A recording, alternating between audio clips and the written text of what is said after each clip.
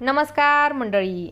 Star प्रवाहावरील लग्नानंतर होईलच प्रेम या मालिकेच्या पुढील येणाऱ्या भागामध्ये आपल्याला असं बघायला मिळणार आहे की पार्थ स्वतः रम्याला पत्रिका द्यायला आलेला असतो आणि तो म्हणतो की मागच्या वेळेस आत्याने पत्रिका फाडली होती, कदाचित तू सुद्धा हेच करशील, पण या पत्रिकावर लिहिलेली नावं कधीही वेगळी होणार नाहीत.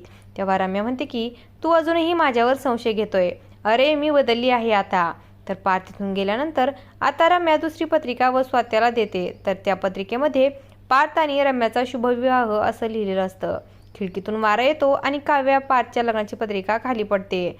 रम्या आता हसतच म्हणते की बघितलं का आई, नियतीसुद्धा आता आपल्यासोबत आहे. आता माझा विश्वास बसलाय, यावेळेस तर पार्थ फक्त माझाच होणार. तेव्हा व स्वात्या विचारते की अगं तू नक्की काय प्लॅन बनवतेस मला तरी सांग. तर रम्या तिला काहीच सांगत नाही आणि लग्नाच्या दिवशी मंडपात पारची 2 लग्न होतात, कारण लग्नाच्या दिवशीही काव्या मंडपात पोहोचतच नाही. रम्याने तिला गुंगीचं औषध देऊन आता रूममध्ये झोपून ठेवलेलं असतं आणि तिचा शालू घालून ती मंडपात पारच्या बाजूला येऊन बसते. सगळं काही रम्याच्या प्लॅननुसार होत असतं. आणि ज्यावेळेस गुरुजी म्हणतात की तुम्ही आता वधूला मंगळसूत्र घाला आणि त्याच वेळेस तिथे काव्याची एंट्री होते. ती म्हणते की थांबा देशमुख, सगळ्यांना धक्का बसतो. काव्या इथे आहे तर मग पार्थसोबत अग्नीसमोर कोण बसलंय.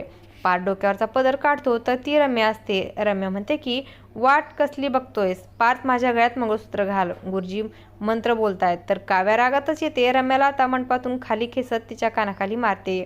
तर रम्या हसतच बोलू लागते की तू आता काही करू शकत नाही, माझा पार्थसोबत लग्न झालेलं आहे. आणि असं काही या भागामध्ये आपल्याला बघायला मिळणार आहे. अशाच मालिकांच्या नवनवीन अपडेट्स पाहण्यासाठी आपल्या चॅनलला सबस्क्राईब करा आणि व्हिडिओ आवडला असेल तर लाईक आणि शेअर करायला विसरू नका. धन्यवाद.